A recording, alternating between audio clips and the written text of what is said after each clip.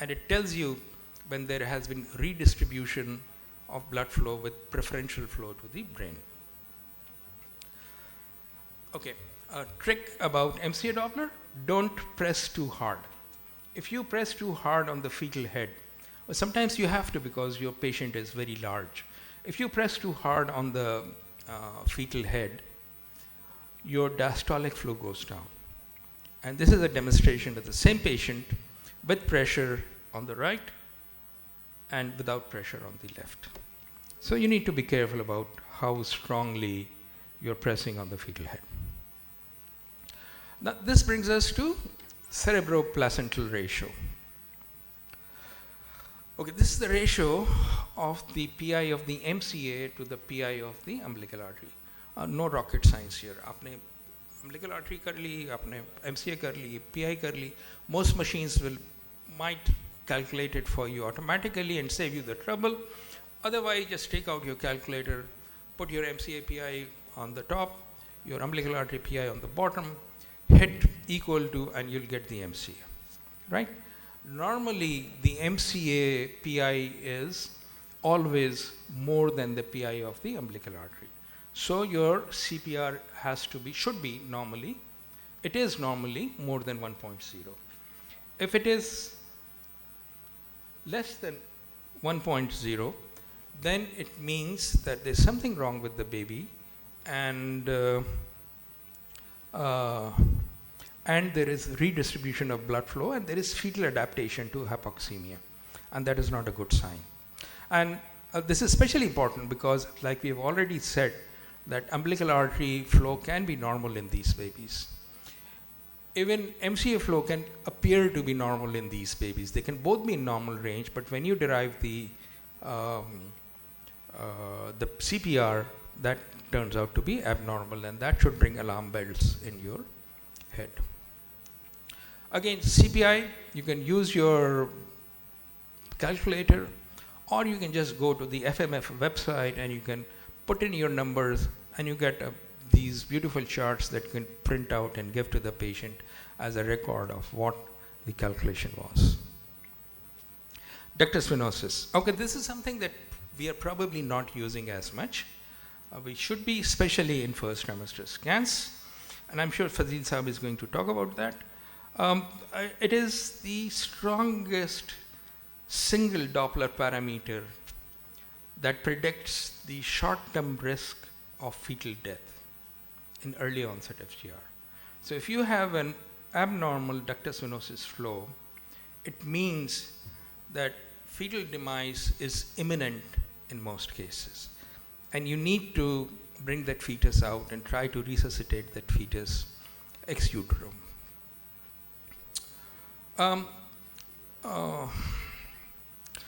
It has a typical waveform. You have three positive waves, two bigger ones and one smaller one.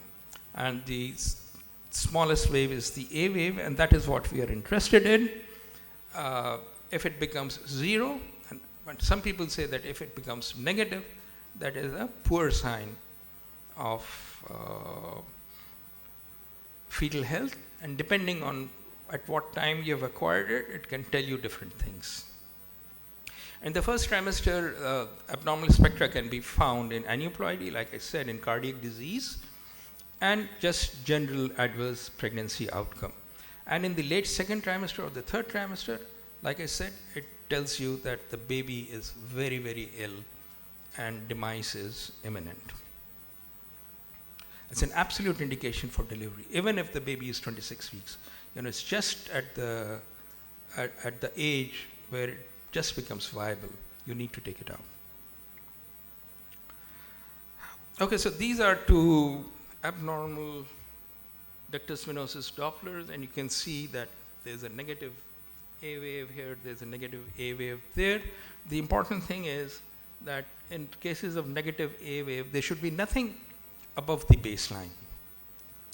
And if you're not sure, you can just speed it up and widen your spectra, and that will make it clear if your baseline, above the baseline area is clean or not.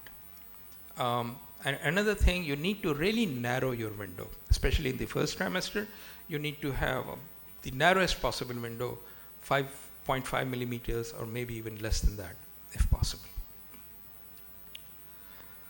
Uterine artery Doppler reflects trophoblastic invasion. This can be inadequate. This can lead to starvation of the uterus. The uterus responds by throwing out bioactive markers, and the mother responds by going into preeclampsia and FGR. And so if you can do it, if you can predict early, you can do something about it. Especially you can start aspirin. And in fact, the ASPRI trial, which is quite old now, effectively demonstrated the usefulness of aspirin when started early. So this should be started before 13 weeks. And so that is the time when you should be doing a uterine artery Doppler in all of your patients, so that you can intervene and do something about the onset of preeclampsia. Okay. In the first trimester, you use a TVS. In the second and third trimesters, use transabdominal. And stop worrying about notching. You know, everybody says dicrotic notching, dicrotic notching. Well, dicrotic notching is very normal in a considerable number of fetuses, depending upon the age at which you have scanned them. So don't worry about dicrotic notching, but worry about PIs, worry about percentiles of the PI. Okay, again, use age-specific charts. Again, my favorite website, fmf.org. It has a page which gives you the uterine artery PI. And in fact, I prefer it over what is in my machine, because I think that my machine kind of over-reports the significance of PIs according to age. So age-specific charts, more than 95th percentile is bad. You should do a uterine artery Doppler for everybody in the first trimester, but not everybody in the second or third trimesters. You need to do follow-up in those in whom you have an abnormal result in the first trimester. I'm assuming that if everybody in the first trimester gets a uterine artery Doppler. Okay, should you be doing Doppler in everybody, or should you be doing Doppler selectively? And should you be doing umbilical artery and MCA in previable stage? The answer to both of these is probably yes. If you do a Doppler early, before 25 weeks, the baby is pre-viable, it's not viable as yet. You can at least identify a population that is likely to be more affected by problems later on. So it can alert you to a closer follow-up. And if you do a third trimester CPR, you decrease the morbidity. And there is some very strong evidence about that, and we are going to talk about it in my last slides. So late FGR. What happens to the fetus? It is the same fetus, but what happens to the fetus? Why does umbilical artery Doppler become less relevant in a fetus that is beyond 32 weeks? Now, the fetal metabolism changes and the fetal requirements change. And so after about 32 weeks, instead of the fetus wanting to have a lot of glucose, a lot of nutrients, the fetus wants to have a lot of oxygen, right? So the green line is the nutrients, the red line is the oxygen, and you can see that while this flattens slightly, this really goes up very rapidly. And so the fetus is more sensitive to oxygen deprivation than nutrient deprivation. Nutrition is reflected by umbilical artery, oxygenation is reflected by MCA. So that is why MCAs are more important in the third trimester than umbilical artery. Not alone, but you need to combine. So let's go back. Late FGR, more prevalent, mild placental disease, Umbilical artery is usually normal, MCA can be abnormal, but CPR is abnormal.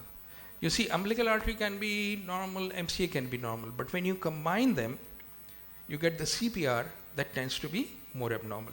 In fact, some people are doing a reverse, a PCR, and they think that is more sensitive, but it has not become part of the routine practice as yet.